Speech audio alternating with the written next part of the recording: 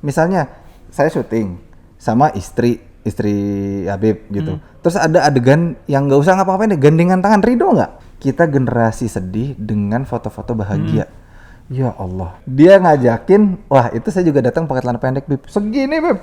Hot pants kali itu, Bib. Iya, gitu. bukan pendek lagi. Pas udah, saya nanyanya nggak soal kajian. Ini cerita bagus banget. Bisa difilmin nggak? Saya nanya begitu.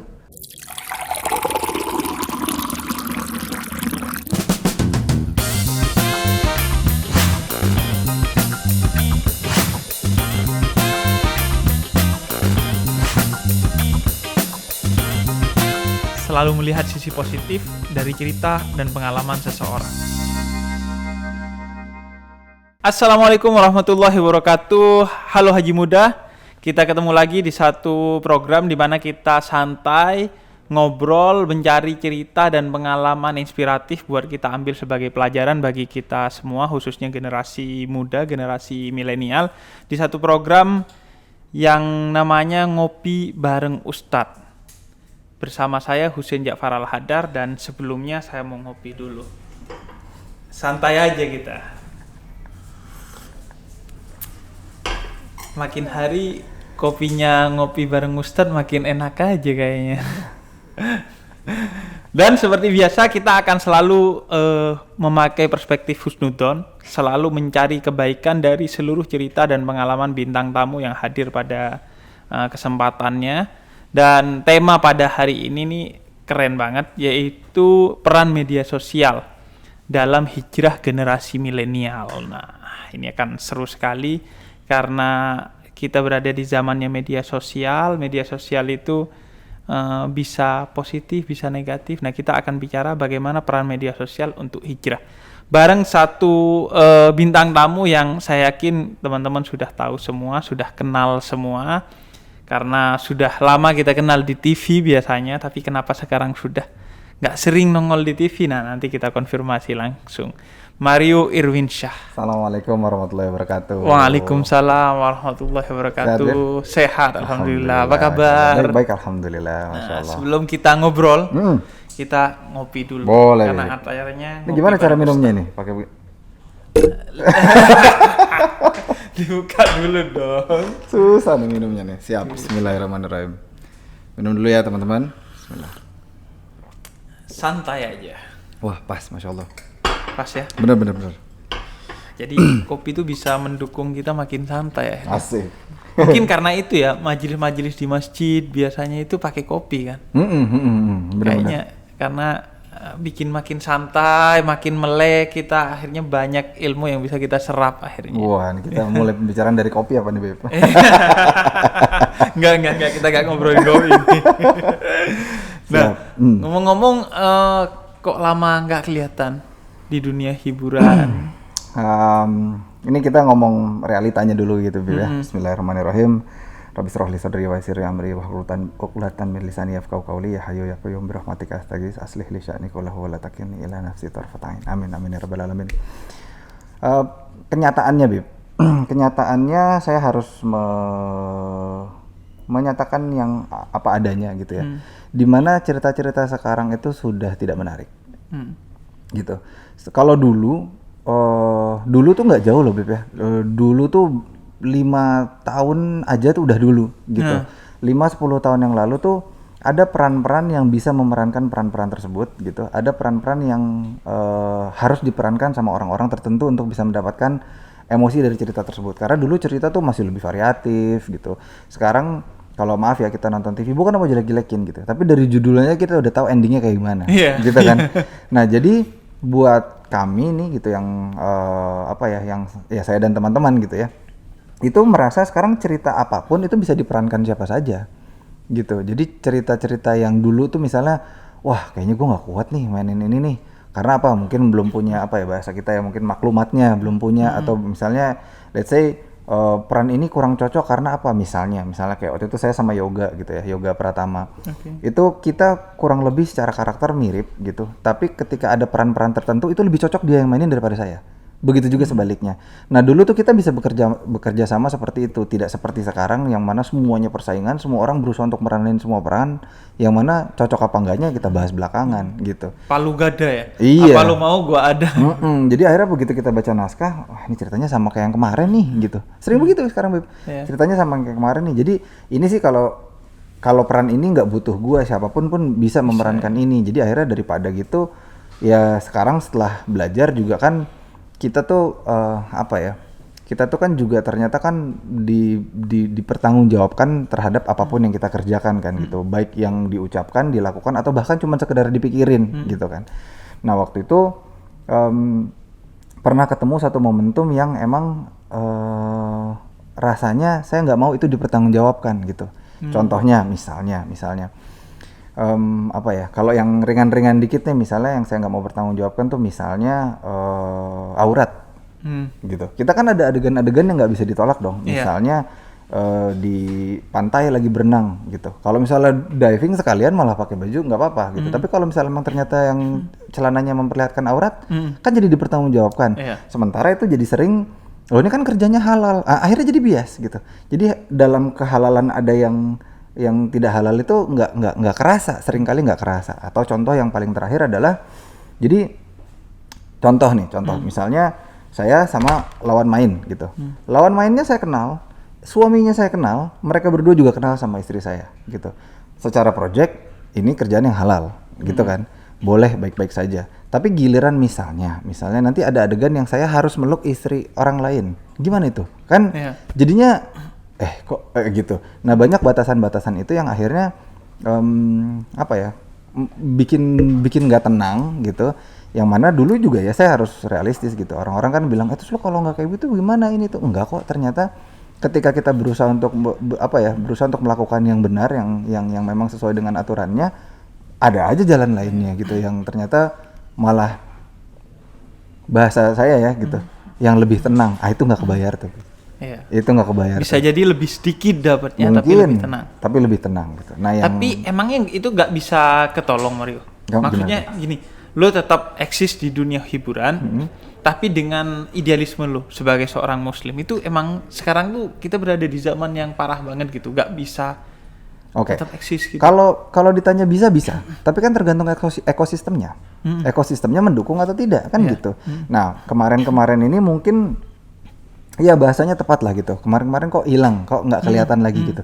Karena emang lagi berusaha mempelajari kemana ruangan yang boleh bergerak gitu. Nah jadi alih-alih kemarin itu hilang, sebenarnya kemarin tuh belajar Beb gitu. Belajar gimana caranya abis ini balik lagi tapi bisa dengan ngejagain koridor-koridor itu gitu. Nah itu yang insya Allah lagi mau diperjuangkan hari ini. Jadi akan kembali ya? Insya Allah. Karena kan kalau ditinggalkan juga mereka kan sebenarnya butuh juga sentuhan idealisme dari lo misalnya kan. Iya gitu. Jadi artinya bukan ditinggalkan sepenuhnya kan, toh juga ada ininya ya, ada usul fikihnya juga kan gitu. Kalau nggak bisa dilakukan semua jangan ditinggalkan semuanya. Berkata gitu. Kalau ada buah yang busuk, Anda buang yang busuk aja, jangan buahnya kemudian Anda buang. Nah gitu kan, dari semangat itulah jadi oke nih. Di sebelah sini yuk kita main tapi dengan yang ya kan ada teman-teman yang lain, misalnya kayak teman-teman kajian musyawarah gitu. Mereka kan gimana nih ekosistemnya bisa support nggak? Ya udahlah kalau gitu kita bikin ekosistem sendiri. Ya emang sekarang tuh apa yang disebut hilangnya kepakaran tuh kerasa di mana-mana ya. Gue kira cuman di bidang gue dakwah gitu. Sekarang itu banyak orang yang nggak punya ilmu. Tapi dia ngomongin sesuatu yang dia gak punya ilmu gitu, membagikannya ke jamaahnya gitu. Padahal ngomong gak tahu itu kan sebenarnya simbol kerendahan hati, bukan kerendahan diri gitu. Ini orang kayak berat banget gitu ngomong saya gak tahu tentang hal ini gitu. Padahal jelas di Quran fas'alu ahla dzikri in kuntum la ta'lamun. Kalau gak tahu tuh nanya deh ke yang ngerti gitu. Nah itu di perfilman atau di dunia hiburan itu gitu juga ya? Ya sebenarnya itu yang barusan dibahas itu adalah landasan yang berbeda buat mereka gitu. Karena buat mereka kan intinya kan kita mengerjakan apapun ini untuk bekerja sama dengan mengharapkan cari duit gitu kan, dengan alasan nafkah. Nah itu semua karena memang nggak tahu landasannya, jadinya emang ya udah kerja buat apa ya, buat cari duit gitu. Padahal kan ternyata ketika ya kalau memang salah tolong dikoreksi juga ya Beb ya gitu. Memang kan yang jadi apa ya, mind cracker buat saya dulu tuh kan gini. Tugas laki-laki tuh apa sih gitu kan, kalau ditanyakan sama semua laki-laki ini, saya yakin nih di ruangan ini pasti jawabannya juga ya mau cari nafkah gitu kan. Padahal ternyata begitu saya tanyakan pertanyaan itu, jawabannya ternyata jauh berbeda. Jawabannya adalah tugas laki-laki adalah memastikan anak istrinya jauh dari api neraka. Betul. Baru nomor 2-nya sekian gitu. Abis itu cari nafkah di dalamnya gitu. Usikum wa nafsi bittaqwallah. Nah begitu saya tahu itu, jadinya pembahasan kita yang sebelumnya tadi, wah ini jadi masalah nih gitu. Karena ya tadi itu nggak usah ngomongin halal haram deh. Misalnya nih, kita nggak usah jauh-jauh deh ke kita aja nih Beb ya. Misalnya saya syuting sama istri Habib gitu. Terus ada adegan yang nggak usah ngapa-ngapain deh, gandengan tangan, ridho nggak? Gitu kan. Nah ini kita nggak usah ngomongin apa-apanya nih. Kita nggak usah ngomongin hukum apa segala macam, enggak. Tapi kita ngomongin itu ridho nggak tangannya dipegang. Kalau misalnya emang ada yang ridho, berarti kan ada yang salah sama dia. Karena diangkat lagi bahwa suami itu harus menjaga keluarganya ya kan, termasuk istri dari wa anfusakum wa ahlikum naro. Yes, dari api neraka. Ini saya bukannya mau nggak asik nih tiba-tiba ngomongin neraka, tapi kan jadinya gue bener nggak ya gitu. Jangan-jangan salah nih gitu. Cari lagi, kaji lagi. Nah ketika berusaha untuk mencari tahu itu, akhirnya kan satu persatu yaudah deh jangan dikerjain dulu deh gitu, daripada salah gitu. Yang saya yang saya senengin banget gitu dari era itu adalah, ini ada satu analogi yang menarik banget Beb. Jadi 1 ditambah 2 hasilnya pasti 3 gitu kan. 1 ditambah 2 hasilnya pasti 3. Nah kita sering, khususnya saya gitu ya, sering kali melakukan hal yang sama tapi mengharapkan hasil yang berbeda. Jadi ngerjainnya 1 terus, setelah 1 nanti kesehariannya 2 terus, tapi berharap hasilnya 4 atau bahkan 5 gitu. Nah saya nggak pernah tahu bahwa variabel 1 ini bisa diubah. Apalagi tadi kita di off screen kita pernah bilang kan bahwa saya nggak pernah jadi karyawan gitu, nggak pernah seumur hidup jadi karyawan tuh. Berarti kan ketika misalnya selama ini tahunya cuma syuting, menjadi karyawan itu kan adalah variabel yang baru dan akhirnya bisa jadi 2 kan gitu. Jadi 2 tambah 2 sama dengan 4, pasti beda tuh hasilnya tuh karena variabelnya diubah. Nah saya nggak pernah tahu dan nggak pernah mau dan nggak pernah berusaha untuk melihat ke variabel yang lain. Artinya dengan kata lain adalah dunia yang lain. Nah dunia yang lain tuh kan banyak banget gitu. Ada dunia bisnis, ada dunia macam-macam kan gitu. Ada banyak sekali dunia, bahkan ada dunia hijrah, ada dunia ngaji, ada dunia macam-macam gitu. Itu yang nggak pernah kelihatan sebelumnya. Jadi akhirnya udah nggak tahu, di ekosistem yang nggak tahu makin nggak tahu sama-sama gitu jadinya. Jadi sebenarnya ada satu variabel yang penting untuk kita tahu, itu adalah bahwa 1 tambah 1 itu bisa 20. Iya. Asalkan itu, gue pernah ditanya, Bib itu nabung enaknya di mana? Di bank, di celengan, atau di mana? Kata gue di kotak amal. Keren. Karena 1 tambah 1 itu jadi 20, itu kalau diamalin gitu. Iya benar. Jadi karena amal itu menyebabkan 10 kali lipat akhirnya harta kita bertambah. Ya mungkin nggak di dunia ya, tapi bisa di akhirat gitu. Wallahu alam juga bisa juga jadi di dunia. Bisa jadi di dunia juga, kita nggak tahu gitu. Nah tadi juga sudah disinggung soal hijrah. Nah Mario Irwinsyah sudah hijrah. Masya Allah. Begitu? Belum, masih on the way. On the way hijrah. On the way hijrah. Udah startnya itu sudah dari kapan, Mario? Mungkin kurang lebih 4 tahun. 4 tahun. Nah itu start awalnya, gue mau klarifikasi dulu. Keluar dari dunia hiburan itu karena nganggap dunia hiburan itu udah gak asik gitu. Artinya semua orang bisa bermain film apapun. Artinya gak lagi profesional gitu. Atau betul-betul karena menganggap sudah, ini tidak sesuai dengan idealisme agama gua gitu. Enggak gitu. Berangkatnya semuanya dari akumulasi. Jadi tadi pernyataan yang pertama betul gitu. Jadi udah kurang asik syuting sekarang gitu. Udahlah ditambah. Ini mungkin teman-teman juga pada tahu nih kalau emang yang berkutat di dunia yang sama. Jadi waktu produksi dikurang, budget pun dikurang gitu. Jadi semuanya tuh kayak harus dikerjakan dengan waktu yang sesingkat-singkatnya. Wah, kayak UUD gitu. Iya, saya relate. Jadi sesingkat-singkatnya. Sementara dalam seni peran itu juga ada satu koridor yang emang nggak bisa singkat gitu. Nah ini mau dibawa ke psikologi nyambung, mau dibawa ke agama nyambung, mau dibawa kemana-mana nyambung. Ketika kita berusaha untuk bermain peran, gitu. Kan bermain peran itu kan harus punya apa ya, referensi kan gitu, harus punya referensinya. Nah, memperkaya referensi itu kan juga butuh waktu gitu. Nah, itunya udah diperketat juga. Jadi akhirnya ketika kita mau bikin suatu karya tuh ya nggak bisa, ruang geraknya nggak ada gitu. Dan karena memang sudah jadi diindustrialisasi gitu, akhirnya ketika mau ngerjakan apapun tuh ya udah dapatnya bagaimana, udah dapatnya begini, udah kerjain aja gitu. Wah, ini nggak sesuai idealisme nih, itu tadi poin ke nomor 2-nya juga dapat. Tapi lalu poin yang ketiga tadi yang diceritakan pertama, jadi ini salah apa bener sih ini yang dikerjain? Ya bener, tapi ada salahnya gitu. Jadi aduh ntar dulu deh, coba ambil napas dulu deh. Dan memang ya Allah tahu yang terbaik lah buat umatnya. Saya itu diajakin ke kajian nggak mau gitu. Tapi ternyata memang ya tentunya strategi dan rencana Allah pasti yang terbaik ya gitu. Jadi waktu itu lucu tuh Bib. Dan ini saya nggak bosan-bosan cerita kemana-mana. Isi tuh ceritanya udah ngaji duluan. Istri. Terus dia beberapa kali lah ngajakin, dengan apa segala macam. Jadi nanya sama Ustadz gimana caranya ngajakin suami, segala macam gitu. Dengan disuruh menjadi istri yang lebih solehah gitu. Jadi solehah kan diri kamu dulu, nanti baru doanya insya Allah diijabah, nanti ajak suaminya gitu. Pokoknya dia udah kerjain tuh. Nah suatu hari dia bikin strategi nih gitu. Jadi dia bikin kajian di rumah teman. Ini kajian yang sekarang komunitas yang sekarang saya ikuti ya, nama Terang Jakarta. Nah Terang Jakarta nih bikin kajian di rumah teman saya, yang mana itu isinya juga teman-teman. Jadi kan mau ngaji nggak ngaji ada teman-teman, gitu kan. Jadi dipikir nih kayaknya suami mau nih gitu. Dia udah bikin nih strategi sedemikian rupa ngajakin saya. Tapi saya juga kan namanya suami istri pasti tahu kan, gitu. Kayaknya gue diakal-akalin deh gitu. Dia ngajakin, wah itu saya juga datang pakai celana pendek Bib. Segini Bib, hot pants kali itu Bib. Iya gitu. Bukan pendek lagi. Itu celana minim bahan namanya. Pakai celana segini supaya apa? Supaya nggak bisa masuk ke dalam. Gitu. Udah dipikirin gimana cara, gue temenin, gue ikut, dan dia juga udah nggak mau pikir panjang, udah yang penting dia datang dulu aja deh. Nah itu dia, yang penting dia datang dulu aja. Jadi kan ternyata nanti kita bisa menemukan kesimpulannya di belakang. Nah begitu saya datang pakai celana pendek, ngobrol-ngobrol sama teman-teman di balkon gitu ya, maksudnya apa di ruang depan gitu sebelum masuk ke dalam. Ketika acaranya mulai, kajiannya mulai, saya duduk di luar sendirian, yang lain udah pada masuk. Nah ini dia nih yang saya bilang tadi, rencana Allah pasti tahu yang terbaik.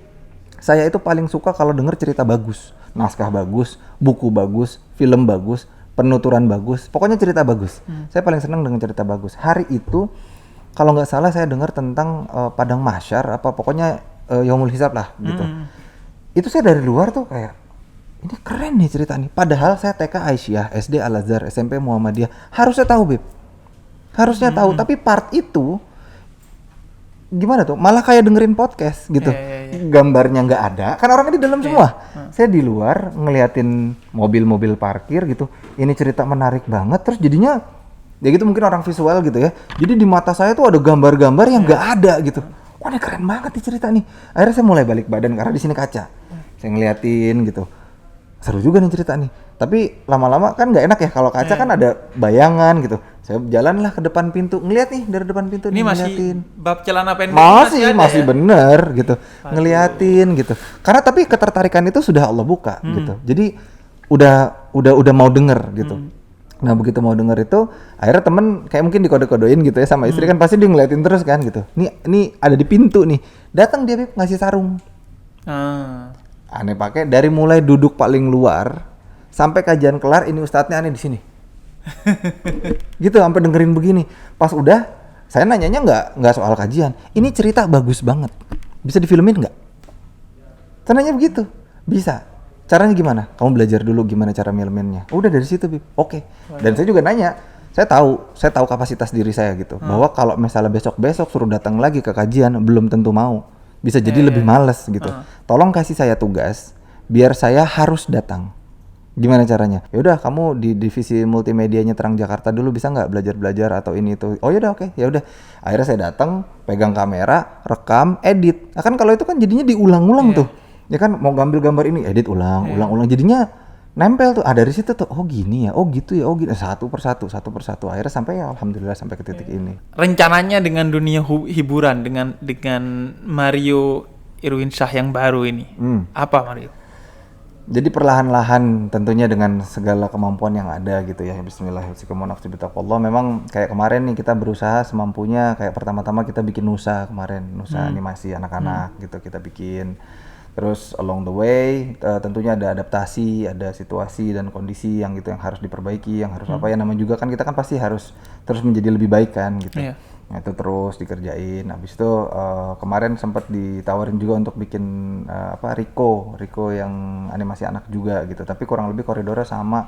Nggak deh, kita bikin lagi aja deh gitu. Dan memang karena kan saya dari kecil, Bib, saya syuting aja dari umur 2 tahun, dari tahun 84. Nah itu ya dari kecil tahunya showbiz gitu, kenalnya showbiz, mau ngomongin bisnis apapun di kepala saya ya showbiz. Gitu. Bahkan dalam penuturan bahasa saya juga sering banget ya teman-teman ngomong gitu, lu kalau ngomong kenapa sih didramatisir, emang taunya itu, emang punyanya itu gitu. Jadi ya saya pernah nanya juga waktu itu sama salah satu ustadz juga, memang kayak ini kayak gini gimana ya gitu, apa saya harus belajar terus sampai jadi ustadz atau gimana? Loh kalau semua orang jadi ustadz terus siapa nanti yang bikin ini?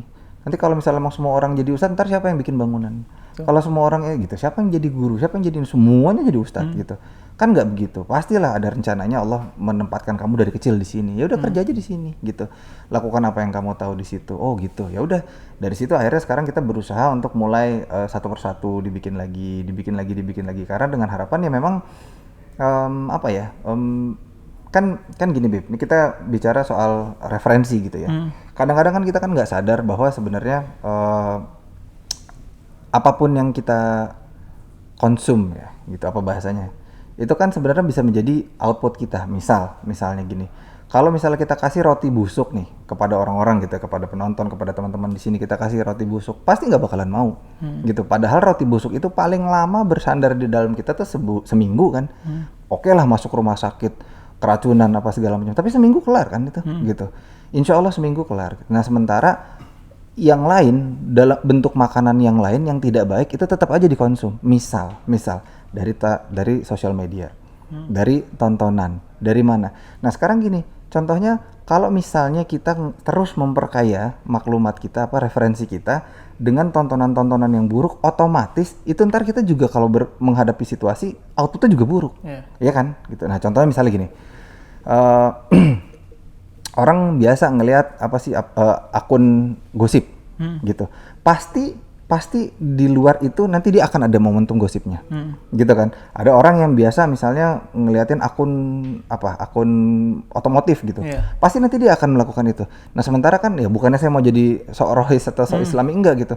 Ketika kita menghadapi masalah kan kita nggak punya solusi dari situ. Tapi kalau misalnya memang kita biasa misalnya coba cari tahu gitu, oh dulu bagaimana sih Rasulullah bersikap gitu, bagaimana sahabat, bagaimana tabiin gimana mereka bersikap, itu kan bisa jadi referensi buat kita. Nanti kalau ada masalah, oh dulu sahabat dulu gimana ya solusinya, kan gitu. Itu kan referensi paling ringannya aja. Nah kita nggak sadar bahwa semua tontonan, apa yang kita dengar, apa yang itu semua adalah makanan juga buat diri kita. Contohnya kan gini nih, yang paling kecil deh. Ini teman-teman di rumah juga mungkin bisa ikut berpartisipasi, tapi kalau antum jangan dijawab ya. Jangan dijawab ya. Kan kita bisa tahu nih pasti jawabannya sama. Apapun makanannya, minumnya, gitu. Kan kalau kita sebut kan jadinya enak tuh endorse, gitu kan. Bener nggak? Itu kira-kira jawaban kita sama nggak tuh? Sama kan gitu. Itu kapan masuknya nggak keluar sampai sekarang, gitu. Nah buruknya kalau makanan yang dari sosial media, dari tontonan, dari telinga, itu giliran udah masuk nggak keluar. Tapi kalau tadi roti busuk seminggu keluar, kok yang pertama malah dibiarkan masuk, yang roti busuk malah ditahan. Kan lucu gitu.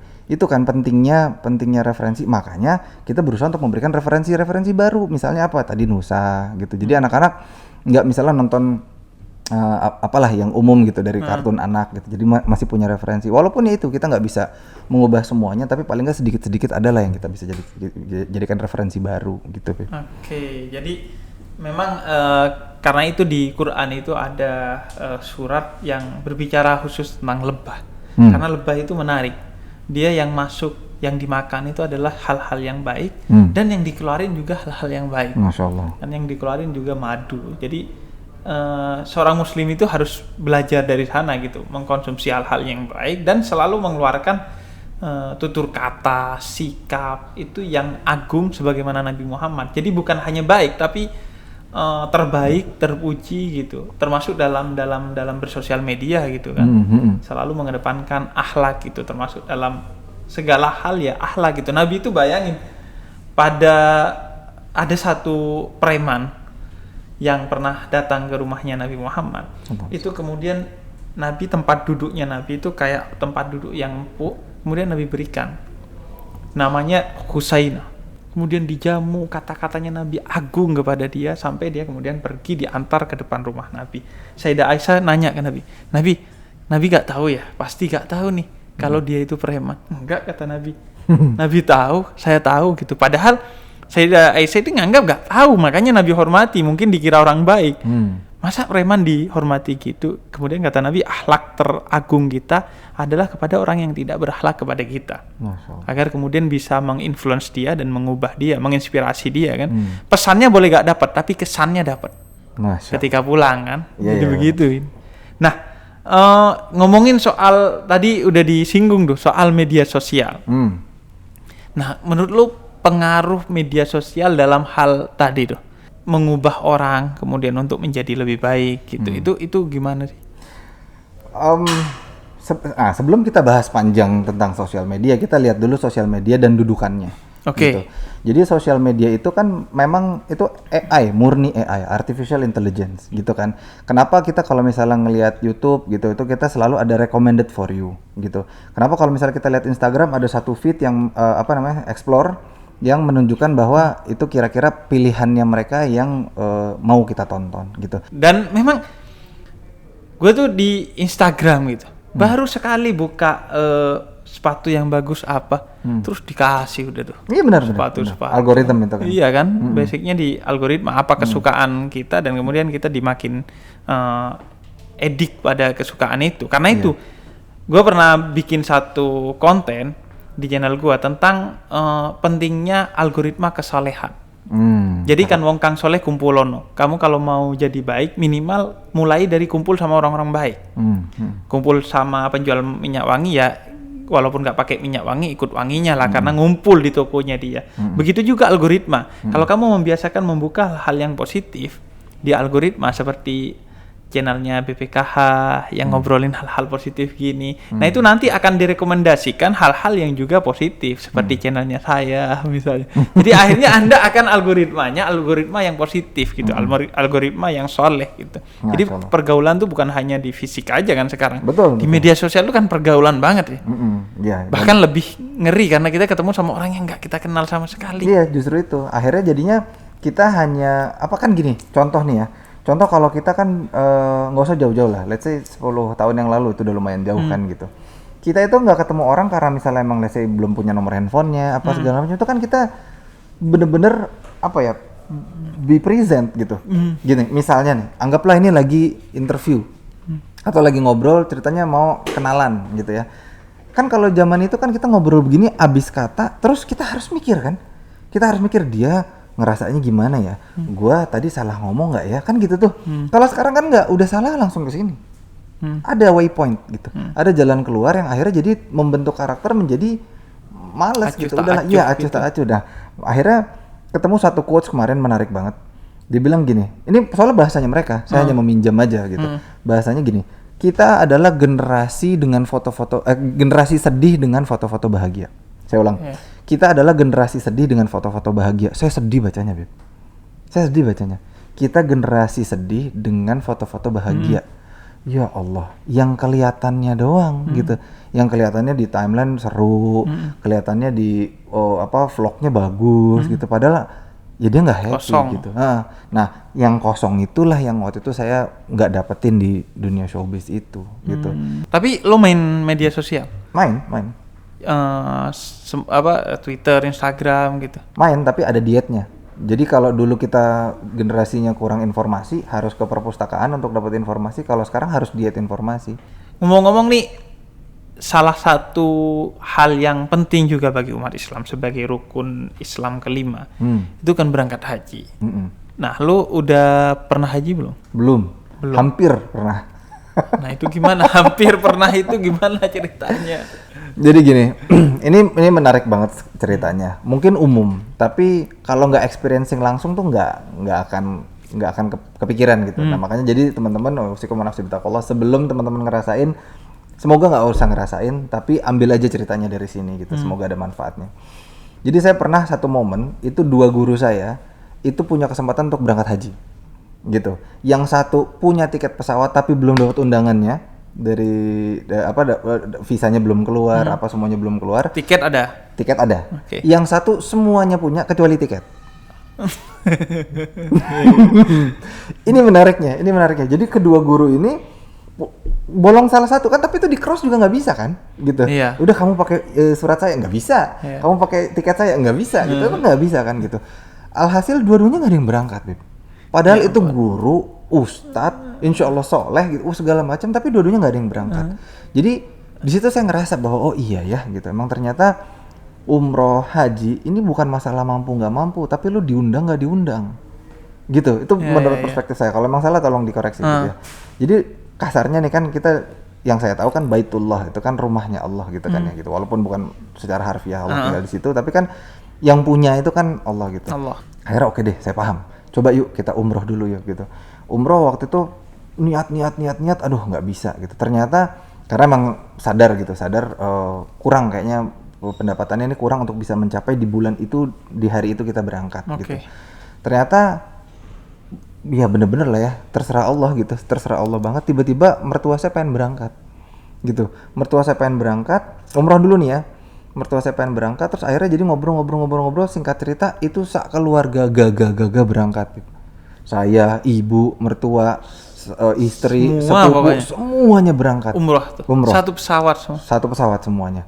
Itu kan kayak tadinya saya nggak bisa. Lihat lagi ke cerita sebelumnya. Oh iya ya gitu. Oh iya ya gitu.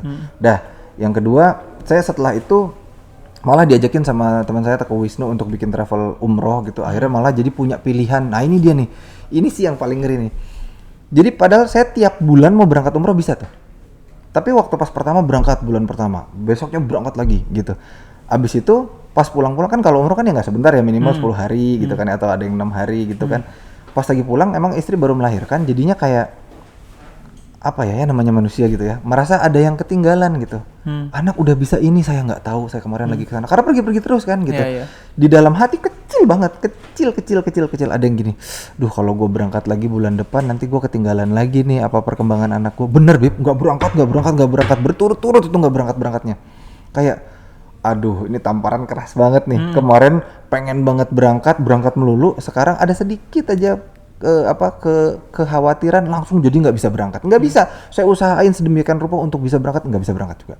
Nah sampai satu hari waktu itu sempat ada telepon dari temen bilang dapat ini nih jatah untuk ngasih undangan ke awak media lah ya gitu. Maksudnya apakah saya diundang untuk juga bikin vlog dan segala macem dari undangan Raja Saudi langsung untuk berangkat haji. Gemeteran dengernya Beb. Hah? Iya dengan fasilitas terbaik ini gitu segala macem. Oke, nah ini inget nih cerita yang pertama nih kan gitu. Oh iya, berarti bisa jadi nggak berangkat. Oke, saya usahain sedemikian rupa. Tapi ya namanya manusia, ada aja kalahnya. Jadi waktu itu saya sempat kalah dari salah satu amalan gitu yang nggak saya kerjain, bener batal, gitu. Itu batal pokoknya. Padahal udah ada undangan. Udah ini itunya semua udah segala macam, terus akhirnya nggak jadi berangkat. Nah itu pelajaran yang amat sangat penting buat saya. Ketika hari itu saya oh gini ya caranya. Kayaknya paham. Oke, yuk Bu, ngomong sama istri. Kita coba yuk untuk daftar haji yuk gitu. Oke, siap. Nah, begitu kita baru niat, ternyata tahu-tahu kita dihubungin sama salah satu travel umroh yang ngajakin kita haji lagi. Gitu. Ini kedua kalinya nih gitu. Tapi belum proses, baru mengajakin ketemuan doang gitu. Sampai sekarang nih. Karena kan abis itu kan masuk pandemi. Ini kita baru niat aja, udah diajak. Jadi sekarang mendingan kita daftar aja. Yuk gitu. Namanya manusia, Bib. Lupa daftar. Lupa ini. Akhirnya ya jadi pandemi ini rasanya seperti pukulan buat kami gitu. Karena lo nggak daftar kan kemarin gitu. Ayo sekarang udah pandemi nggak bisa berangkat kan. Allahu Akbar. Udah dari situ jadinya ya sampai sekarang nih kita masih berusaha untuk gimana nih ya biar bisa ya gitu. Tapi ya itu dia, kalau misalnya emang buat rumah gitu yang nggak ketahuan duitnya ratusan juta miliaran bahkan gitu, kok berani gitu. Sementara ini haji yang mana Tanya deh, saya yakin semua orang yang udah pernah berangkat haji, semuanya pasti ceritanya amazing. Semua pasti ceritanya bilang nggak punya duit. Semuanya bilang bilang nggak cukup. Semuanya pasti bilang nggak mungkin, kan gitu. Ya usikum nafsi bittaqullah, ini memang mungkin hari ini juga momentum buat muhasabah gitu, buat memperbaiki diri bahwa iya ya, harusnya tuh kita daftar tuh dari umur belasan ya gitu. Mau berangkatnya nanti emang umur puluhan juga nggak apa-apa, tapi paling nggak jangan daftar umur puluhan, ntar berangkatnya umur ratusan gitu.